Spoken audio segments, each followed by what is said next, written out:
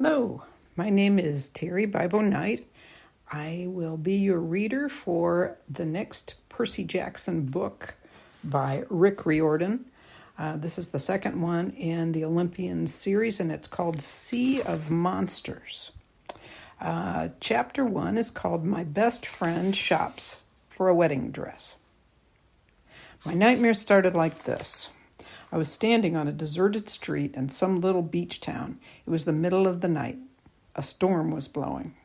Wind and rain ripped at the palm trees along the sidewalk. Pink and yellow stucco buildings lined the street, their windows boarded up. A block away, past a line of hibiscus bushes, the ocean churned. Florida, I thought, though I wasn't sure how I knew that. I'd never been to Florida. Then I heard hooves clattering against the pavement. I turned and saw my friend Grover running for his life. Yeah, I said hooves. Grover is a satyr.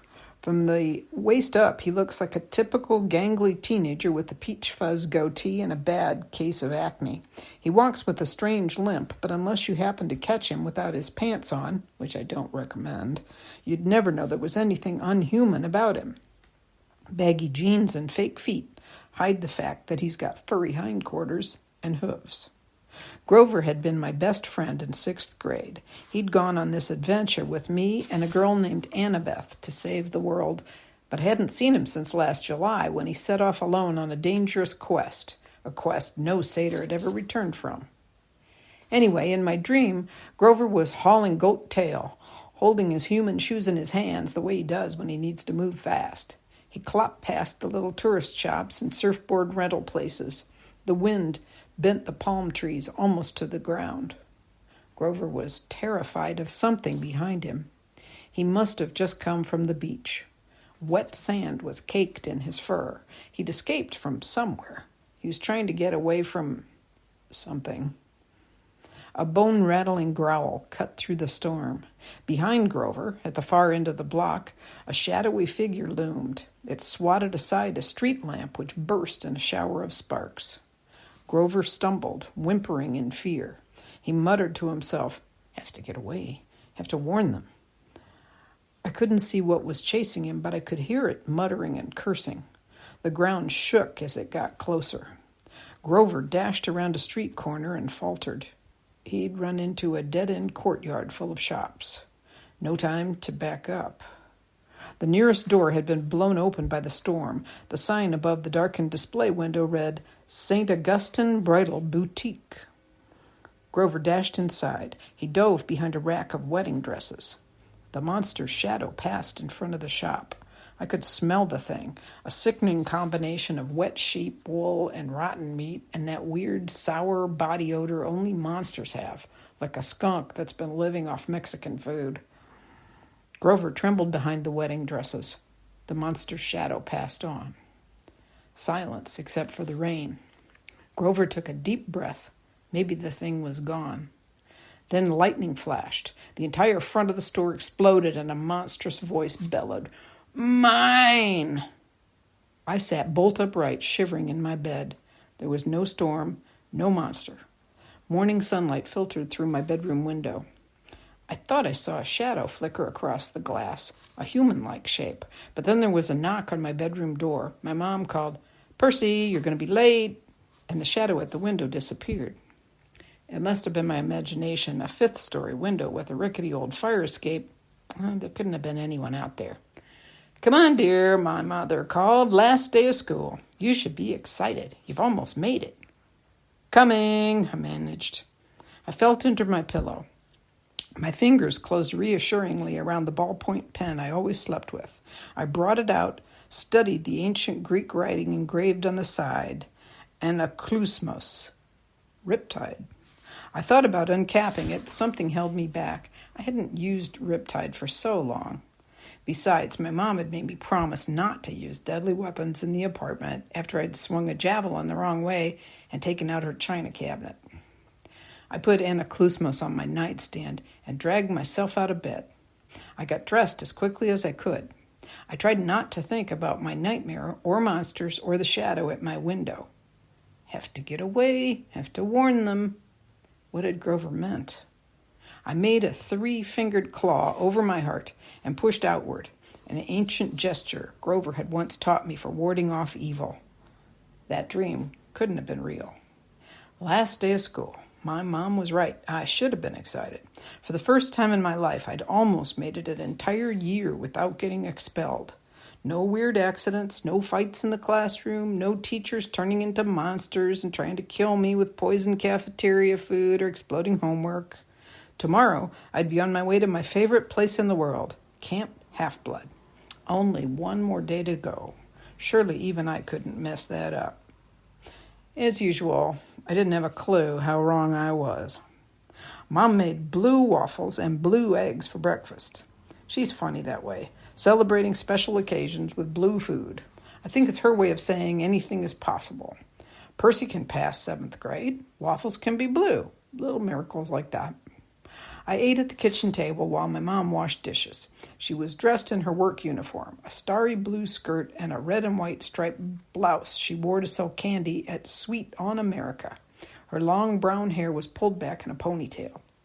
The waffles tasted great, but I guess I wasn't digging in like I usually did.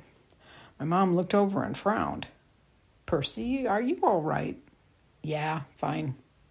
But she could always tell when something was bothering me. She dried her hands and sat down across from me. "School or—" She didn't need to finish. I knew what she was asking. "I think Grover's in trouble," I said, and I told her about my dream. She pursed her lips. We didn't talk much about the other part of my life. We tried to live as normally as possible. But my mom knew all about Grover. "I wouldn't be too worried, dear," she said. "Grover is a big satyr now. If there were a problem, I'm sure we would have heard from camp." Her shoulders tensed as she said the word camp. "What is it?" I asked. "Nothing," she said. "I'll tell you what. This afternoon, we'll celebrate the end of school. I'll take you and Tyson to Rockefeller Center, to that skateboard shop you like." Oh, man, that was tempting.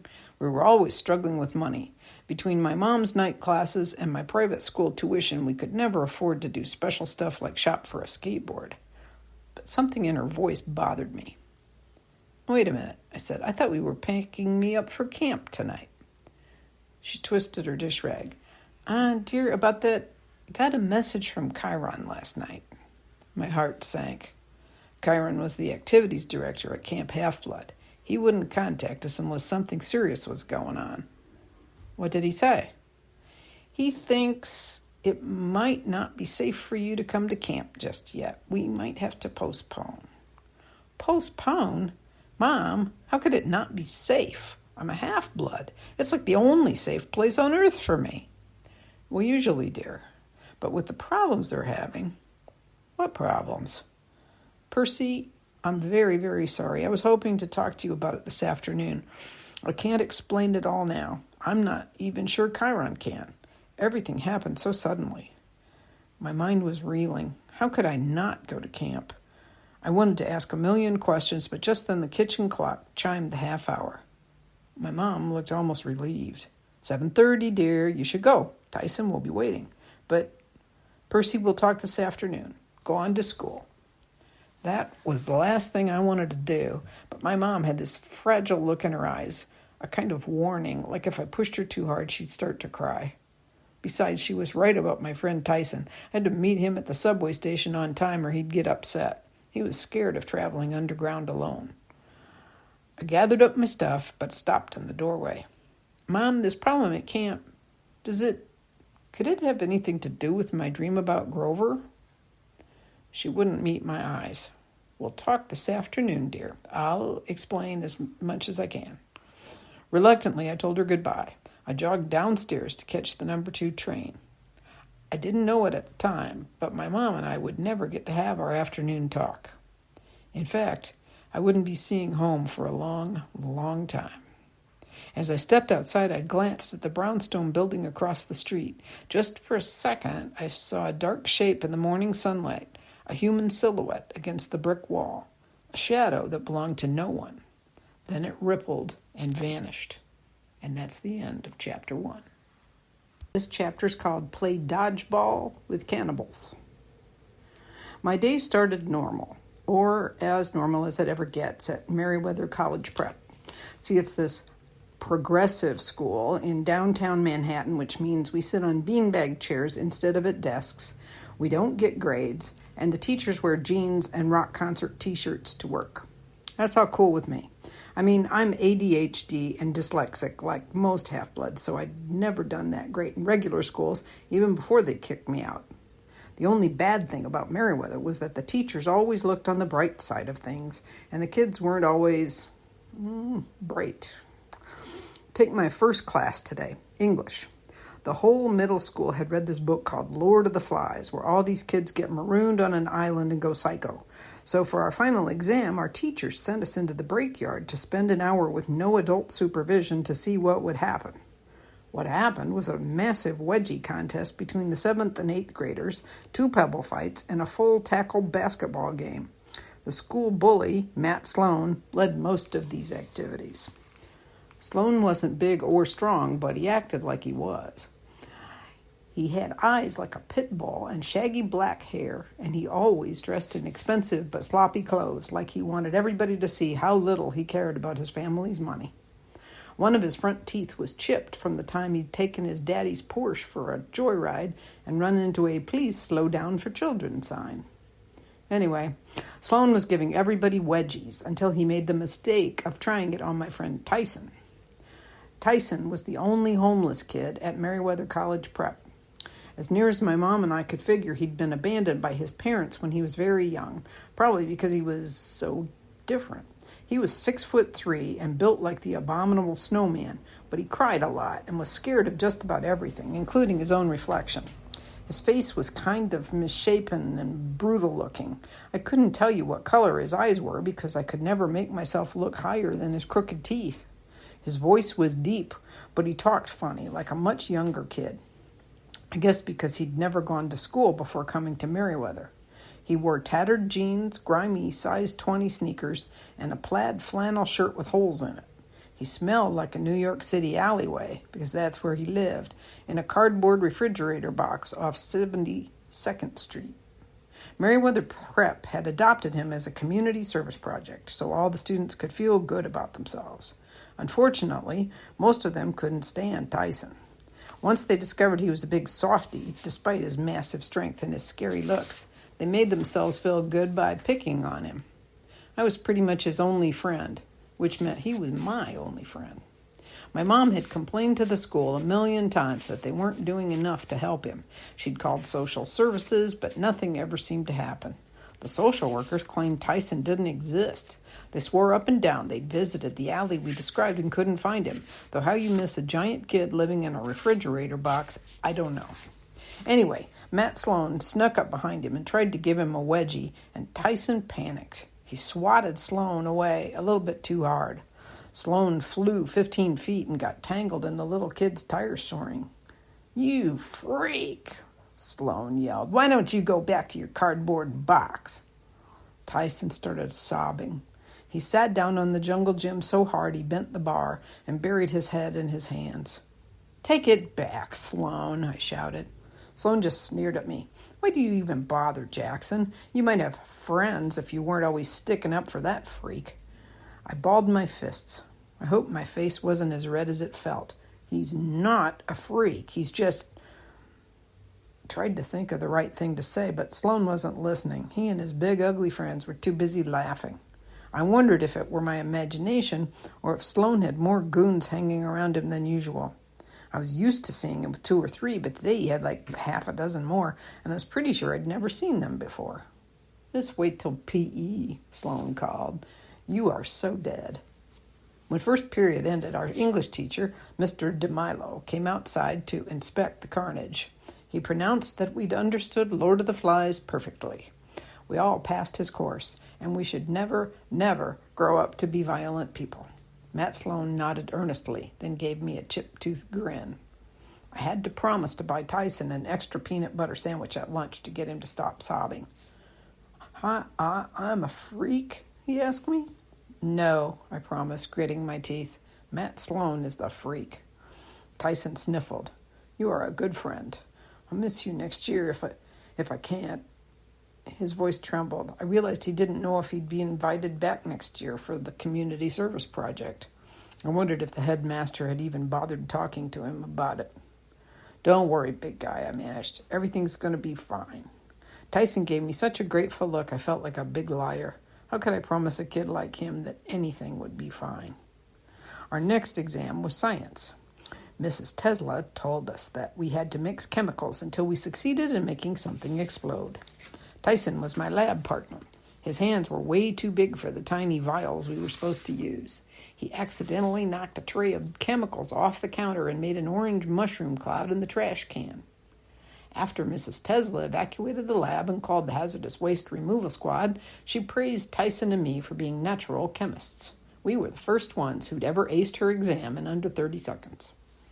I was glad the morning went fast because it kept me from thinking too much about my problems.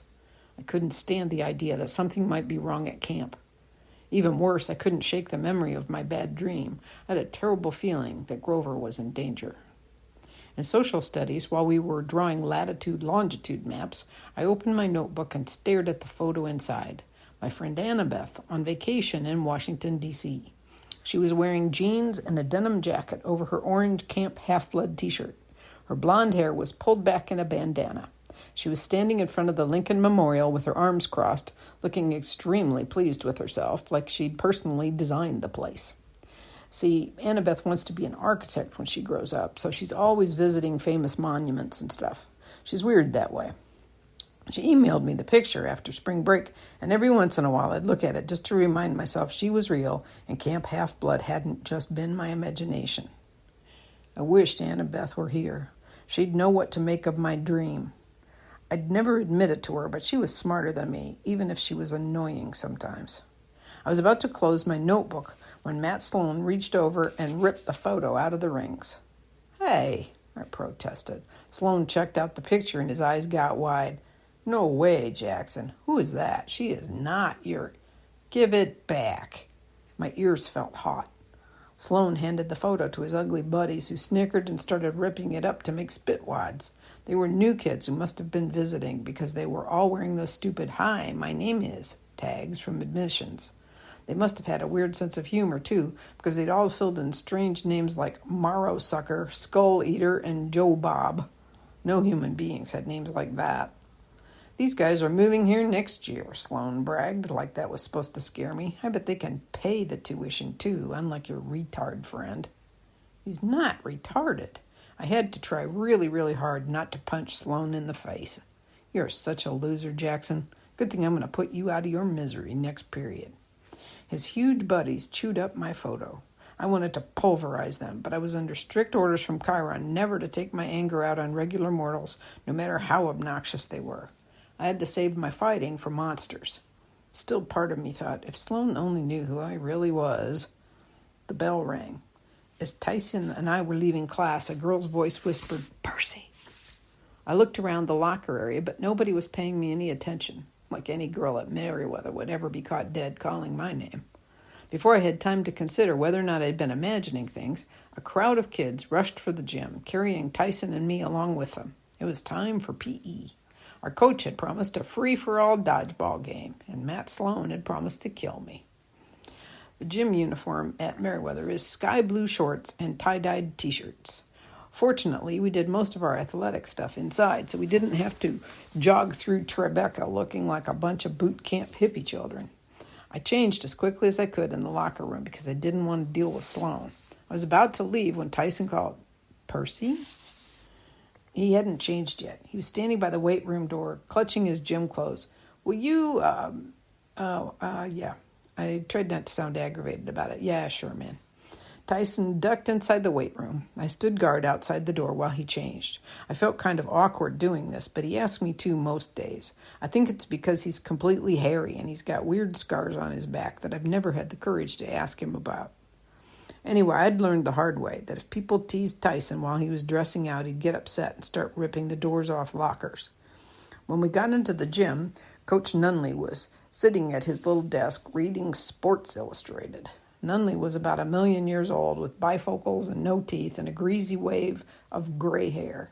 He reminded me of the Oracle at Camp Half-Blood, which was a shriveled-up mummy, except Coach Nunley moved a lot less and he never billowed green smoke. Well, at least not that I'd observed. Matt Sloan said, "Coach, can I be captain?" "Eh?" Coach Nunley looked up from his magazine. "Yeah," he mumbled. "Mm-hmm." Sloan grinned and took charge of the picking.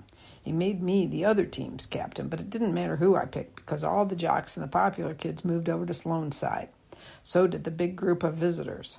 On my side, I had Tyson, Corey Baylor, the computer geek, Raj Mandali, the calculus whiz, and a half-dozen other kids who always got harassed by Sloan and his gang. Normally, I would have been okay with just Tyson. He was worth half a team all by himself. But the visitors on Sloan's team were almost as tall and strong-looking as Tyson, and there were 6 of them.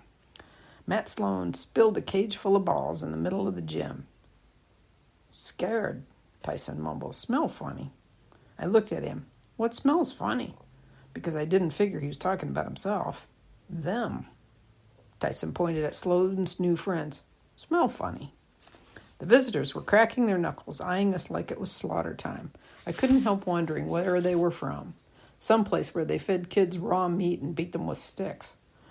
Sloan blew the coach's whistle and the game began. Sloan's team ran for the center line. On my side, Raj Mandela yelled something in Urdu, probably. "I have to go potty," and ran for the exit. Corey Baylor tried to crawl behind the wall mat and hide. The rest of my team did their best to cower in fear and not look like targets. "Tyson," I said, "let's get..." A ball slammed into my gut. I sat down hard in the middle of the gym floor, and the other team exploded in laughter. My eyesight was fuzzy. I felt like I'd just gotten the Heimlich maneuver from a gorilla. I couldn't believe anybody could throw that hard. Tyson yelled, "Percy, duck!" I rolled as another dodgeball whistled past my ear at the speed of sound. Whoom! It hit the wall mat, and Corey Baylor yelped. "Hey," I yelled at Sloan's team, "you could kill somebody." The visitor named Joe Bob grinned at me evilly. Somehow he looked a lot bigger now, even taller than Tyson. His biceps bulged beneath his T-shirt. "I hope so, Percy Jackson. I hope so." The way he sent my name sent a chill down my back. Nobody called me Perseus except those who knew my true identity, friends and enemies. What had Tyson said? "They smell funny." Monsters. All around Matt Sloan, the visitors were growing in size. They were no longer kids. They were 8-foot-tall giants with wild eyes, pointy teeth, and hairy arms tattooed with snakes and hula women and Valentine hearts. Matt Sloan dropped his ball. "Whoa, you're not from Detroit. Who?" The other kids on his team started screaming and backing toward the exit, but the giant named Morrow Sucker threw a ball with deadly accuracy. It streaked past Raj Mandali just as he was about to leave and hit the door, slamming it shut like magic. Raj and some of the other kids banged on it desperately, but it wouldn't budge. "Let them go," I yelled at the giants. The one called Joe Bob growled at me. He had a tattoo on his biceps that said, "JB loves baby cakes." "And lose our tasty morsels?" "No, son of the sea god. We Laestrygonians aren't just playing for your death. We want lunch." He waved his hand, and a new batch of dodgeballs appeared on the center line, but these balls weren't made of red rubber. They were bronze, the size of cannonballs, perforated like wiffle balls with fire bubbling out the holes. They must have been searing hot, but the giants picked them up with their bare hands. "Coach!" I yelled. Nunley looked up sleepily, but if he saw anything abnormal about the dodgeball game, he didn't let on. That's the problem with mortals. A magical force called the mist obscures the true appearance of monsters and gods from their vision, so mortals tend to see only what they can understand. Maybe the coach saw a few 8th graders pounding the younger kids, like usual. Maybe the other kids saw Matt Sloan's thugs getting ready to toss Molotov cocktails around. Wouldn't have been the first time. At any rate, I was pretty sure nobody else realized we were dealing with genuine, man-eating, bloodthirsty monsters. Coach muttered. "Play nice." And he went back to his magazine. The giant named Skull Eater threw his ball. I dove aside as the fiery bronze comet sailed past my shoulder. "Corey!" I screamed. Tyson pulled him out from behind the exercise mat just as the ball exploded against it, blasting the mat to smoking shreds. "Run," I told my teammates. "The other exit." They ran for the locker room, but with another wave of Joe Bob's hand, that door also slammed shut. "No one leaves unless you're out," Joe Bob roared, "and you're not out until we eat you." He launched his own fireball. My teammates scattered as it blasted a crater in the gym floor. I reached for Riptide, which I always kept in my pocket, but then I realized I was wearing gym shorts. I had no pockets. Riptide was tucked in my jeans inside my gym locker, and the locker room door was sealed. I was completely defenseless. Another fireball came streaking toward me. Tyson pushed me out of the way, but the explosion still blew me head over heels. I found myself sprawled on the gym floor, dazed from smoke, my tie-dyed t-shirt peppered with sizzling holes. Just across the center line, 2 hungry giants were glaring down at me. "Flash!" they bellowed. "Hero Flash for lunch!" They both took aim. "Percy needs help," Tyson yelled, and he jumped in front of me just as they threw their balls. "Tyson!" I screamed, but it was too late. Both balls slammed into him, but no, he caught them. Somehow, Tyson, who was so clumsy he knocked over lab equipment and broke playground structures on a regular basis, had caught 2 fiery metal balls speeding toward him at a zillion miles an hour. He sent them hurtling back toward their surprised owners, who screamed, "Bad!" as the bronze spheres exploded against their chests. The giants disintegrated in twin columns of flame, a sure sign they were monsters, all right. Monsters don't die. They just dissipate into smoke and dust, which saves heroes a lot of trouble cleaning them up after a fight. "My brothers," Joe Bob the cannibal wailed. He flexed his muscles and his baby cakes tattoo rippled. "You will pay for their destruction." "Tyson," I said, "look out." Another comet hurtled towards us. Tyson just had time to swat it aside. It flew straight over Coach Nunley's head and landed in the bleachers with a huge kaboom. Kids were running around screaming, trying to avoid the sizzling craters in the floor. Others were banging on the door, calling for help. Sloan himself stood petrified in the middle of the court, watching in disbelief as balls of death flew around him. Coach Nunley still wasn't seeing anything. He tapped his hearing aid like the explosions were giving him interference, but he kept his eyes on his magazine. Surely the whole school could hear the noise. The headmaster, the police, somebody would come help us. "Victory will be ours," roared Joe Bob the cannibal. "We will feast on your bones." I wanted to tell him he was taking the dodgeball game way too seriously, but before I could, he hefted another ball. The other 3 giants followed his lead. I knew we were dead. Tyson couldn't deflect all those balls at once. His hands had to be seriously burned from blocking the first volley. Without my sword, I had a crazy idea. I ran toward the locker room. "Move," I told my roommates, "away from the door." Explosions behind me. Tyson had batted 2 of the balls back toward their owners and blasted them to ashes. That left 2 giants still standing. A third ball hurtled straight at me. I forced myself to wait. 1 Mississippi, 2 Mississippi, then dove aside as the fiery sphere demolished the locker room door. Now I figured the built-up gas in most boys' locker rooms was enough to cause an explosion, so I wasn't surprised when the flaming dodgeball ignited a huge whoom. The wall blew apart. Locker doors, socks, athletic supporters, and other various nasty personal belongings rained all over the gym. I turned just in time to see Tyson punch Skull Eater in the face. The giant crumpled, but the last giant, Joe Bob, had wisely held on to his own ball, waiting for an opportunity. He threw just as Tyson was turning to face him. "No!" I yelled. The ball caught Tyson square in the chest. He slid the length of the court and slammed into the back wall, which cracked and partially crumbled on top of him, making a hole right onto Church Street. I didn't see how Tyson could still be alive, but he only looked dazed. The bronze ball was smoking at his feet. Tyson tried to pick it up, but he fell back, stunned, into a pile of cinder blocks. "Well," Joe Bob gloated, "I'm the last one standing.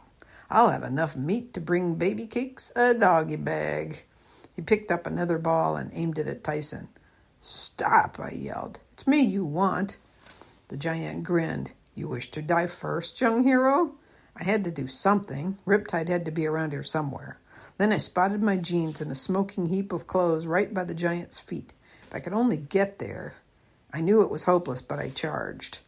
The giant laughed. "My lunch approaches." He raised his arm to throw. I braced myself to die. Suddenly, the giant's body went rigid.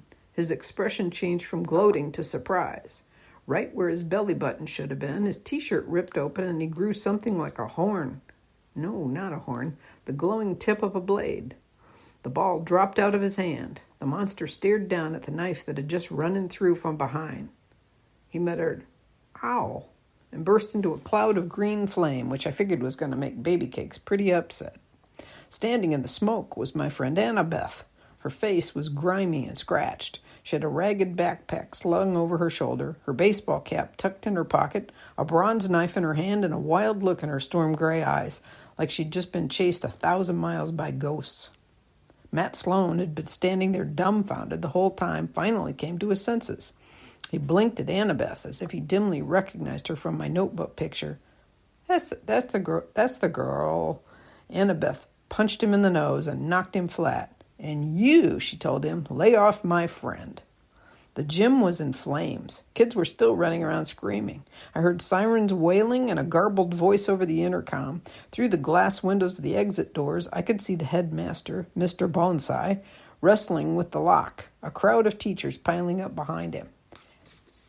"Annabeth," I stammered, how long have you... "Pretty much all morning." She sheathed her bronze knife. "I've been trying to find a good time to talk to you, but you were never alone. The shadow I saw this morning, that was..." My face felt hot. "My gods, were you looking in my bedroom window?" "There's no time to explain," she snapped, though she looked a little red-faced herself. "I just didn't want to..." "There!" a woman screamed. The doors burst open and the adults came pouring in. "Meet me outside," Annabeth told me. "And him." She pointed to Tyson, who was still sitting dazed against the wall. Annabeth gave him a look of distaste that I didn't quite understand. "You'd better bring him." "What?" "No time," she said. "Hurry." She put on her Yankees baseball cap, which was a magic gift from her mom, and instantly vanished. That left me standing alone in the middle of a burning gymnasium when the headmaster came charging in with half the faculty and a couple of police officers. "Percy Jackson?" Mr. Bonsai said. "What? How?" Over by the broken wall, Tyson groaned and stood up from the pile of cinder blocks. "Head hurts." Matt Sloan was coming around too. He focused on me with a look of terror. "Percy did it, Mr. Bonsai. He set the whole building on fire. Coach Nunley will tell you he saw it all." Coach Nunley had been dutifully reading his magazine, but just my luck, he chose that moment to look up when Sloan said his name. Yeah, The other adults turned toward me. I knew they would never believe me, even if I could tell them the truth. I grabbed Riptide out of my ruined jeans, told Tyson, "Come on," and jumped through the gaping hole in the side of the building. And that is the end of Chapter 2.